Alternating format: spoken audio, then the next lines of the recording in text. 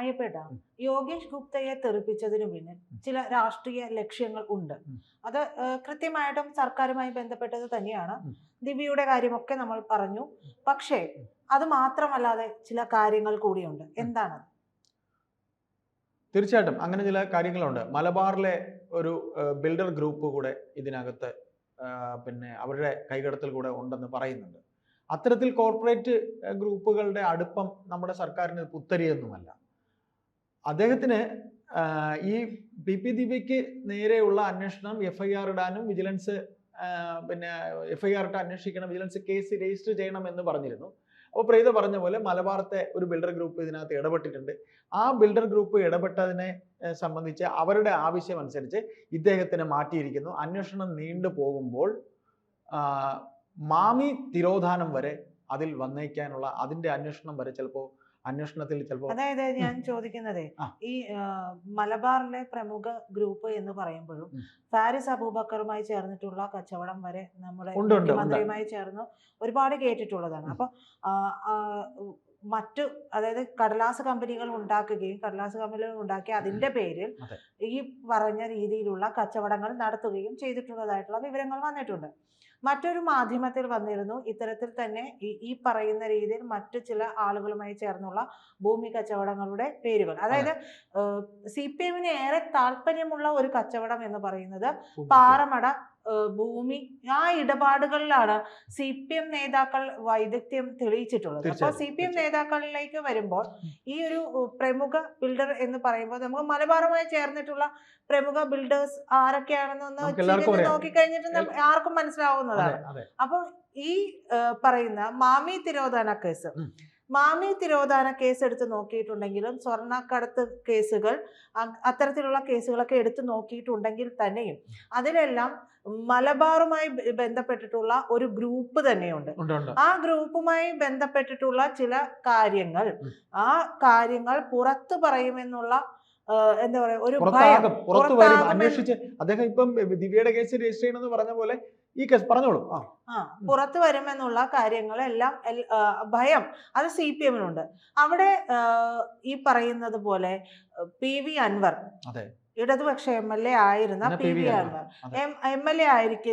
MLA ആ സ്ഥാനത്ത് നിന്ന് മാറുന്നു, അവരുമായി തെറ്റുന്നു.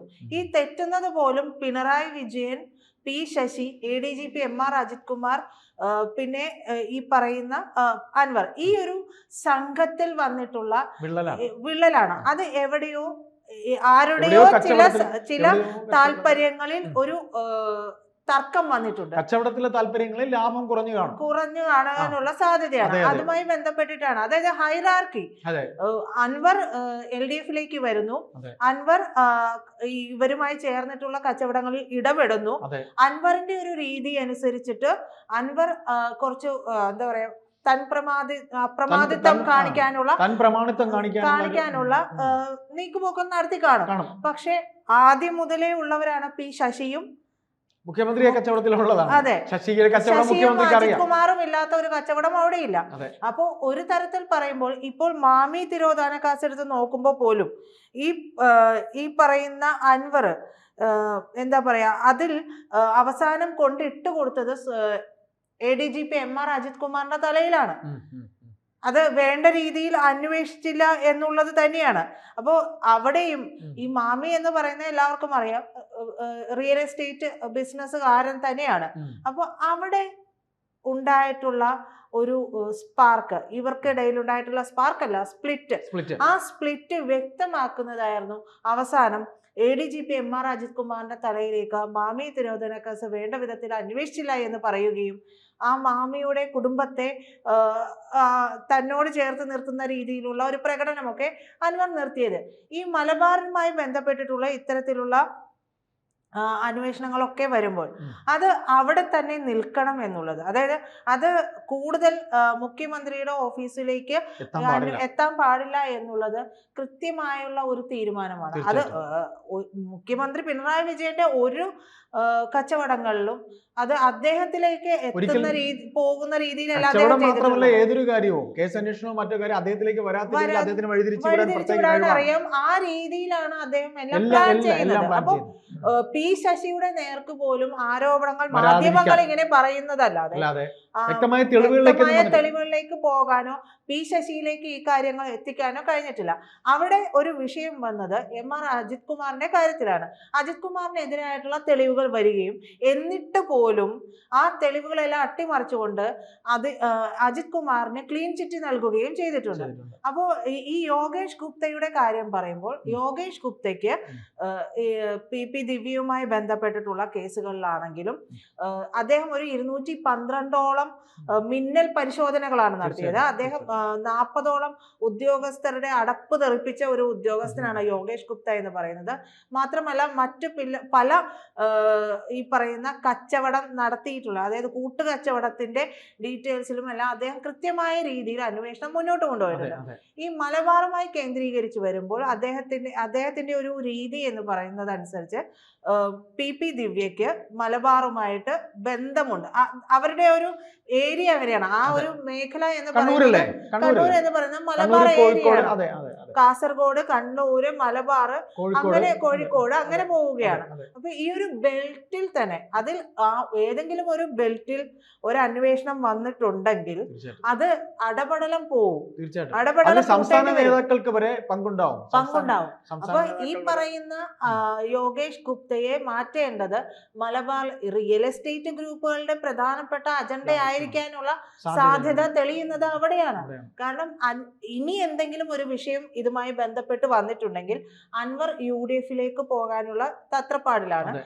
പ്രവേശനമായില്ല എന്ന് മാത്രം. പക്ഷെ അൻവറിന് നാക്കിന് എല്ലില്ല എന്ന് പറയുന്നത് പോലെ അൻവർ എവിടെ എന്ത് എപ്പോൾ പറയുമെന്നുള്ള ഒരു ഭയമുണ്ട്. അപ്പൊ അൻവറിന്റെ കയ്യിൽ കൃത്യമായ രീതിയിൽ തെളിവുകൾ ഉണ്ട്, കൃത്യമായിട്ട് തെളിവുകളുണ്ട്. അൻവർ ഇപ്പോൾ മിണ്ടാതിരിക്കുന്നത് പോലും പലതരത്തിലുള്ള ഇടപാടുകൾ മുന്നിൽ നിന്നല്ല പിന്നിൽ നിന്ന് നടത്തുന്നത് കൊണ്ടാണ്. ഇപ്പോഴും അൻവറുമായി ബന്ധപ്പെട്ടിട്ടുള്ള തടയണയുമായി ബന്ധപ്പെട്ട വിഷയങ്ങളിലൊക്കെ ഒരു മെല്ലെ പോക്ക് തന്നെയാണ് ഉണ്ടായിട്ടുള്ളത്. അതെ, ആ ഇറങ്ങിയിടക്ക് തടയണയുമായി ബന്ധപ്പെട്ടുള്ള ഒരു വിഷയം വന്നതല്ലാതെ പിന്നെ എവിടെയാണ് കേട്ടത്? പിന്നെ അതുമായി ബന്ധപ്പെട്ടുള്ള വിഷയങ്ങളൊന്നും കേട്ടിട്ടില്ല. അപ്പോൾ ഈ അൻവറിനും കൃത്യമായിട്ട് അറിയാം ആരാണ് ഈ പറയുന്ന മലബാറിലെ പ്രമുഖ റിയൽ എസ്റ്റേറ്റ് ഗ്രൂപ്പ് എന്നുള്ളത് അറിയാം. അപ്പൊ ദിവ്യയുമായി ബന്ധപ്പെട്ടിട്ടുള്ള അന്വേഷണം തന്നെ ആഴത്തിൽ ഇറങ്ങി ചെന്നിട്ടുണ്ടെങ്കിൽ ഇത് നേരെ വേരെത്തുന്നത് ഈ പറയുന്ന ഗ്രൂപ്പുകളിലേക്ക് തന്നെയായിരിക്കും. അവർ പലർക്കും ഈ പറയുന്നത് പോലെ സ്വർണ്ണക്കടത്ത് ഉൾപ്പെടെയുള്ള കാര്യങ്ങളിൽ പങ്കുള്ളവരാണ്. അപ്പോ മുഖ്യമന്ത്രിക്ക് കൃത്യമായിട്ട് ഈ കാര്യങ്ങളെ കുറിച്ച് അറിയാം. മുഖ്യമന്ത്രി ഒരുപക്ഷെ നേരിട്ട് ഇടപെട്ടില്ലെങ്കിലും മുഖ്യമന്ത്രിയുടെ ഓഫീസിലെ ഉന്നതൻ ആരാണെന്നുള്ളത് എല്ലാവർക്കും അറിയാം. അപ്പൊ മുഖ്യമന്ത്രിക്ക് ഇടപെടാതിരിക്കാൻ കഴിയില്ല. ആ ഉന്നതൻ തന്നെയാണ് ഈ കാര്യങ്ങൾ, അതായത് പോലീസ് തലപ്പത്തെ ഈ മാറ്റങ്ങളെല്ലാം തന്നെ കൊണ്ടുവന്നിട്ടുള്ളതും ഈ ഉന്നതനാണ്. ഇതിൽ നമുക്ക് ഒന്നുകൂടെ പറയേണ്ടി വരും. ഇതില് നമ്മൾ ഈ സംസാരം നമുക്ക് അവസാനിപ്പിക്കുമ്പോൾ ഇങ്ങനെയാണ് കൊണ്ടുവരേണ്ടത്. അതായത് വിജിലൻസ് ഇപ്പൊ അദ്ദേഹത്തിനെ മാറ്റുന്നെന്ന് പറഞ്ഞില്ലേ, DGP ആയിട്ട് വരാൻ പോകുന്ന 3 പേരുടെ പേരുകളിൽ സർക്കാരിന് താല്പര്യമുള്ള ആളായിരുന്നു ഈ യോഗേഷ് ഗുപ്ത.